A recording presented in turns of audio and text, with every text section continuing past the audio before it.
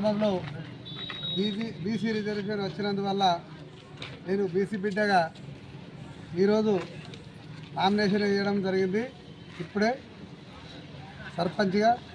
కాబట్టి ఈ దర్పల్లి ప్రజలందరూ సహకరించి నన్ను గెలిపిస్తే ఈ దర్పల్లిలో ఉన్న గ్రామ పంచాయతీలో పరిధిలో ఏదైతే సంబంధించింది ఉంటుందో దాన్ని నేను అభివృద్ధి చేయడానికి సిద్ధంగా ఉన్నా. కాబట్టి అదే నమ్మకంతో ప్రజలందరూ నాకు ఓటేసి గెలిపించాలని ఒక విన్నపం.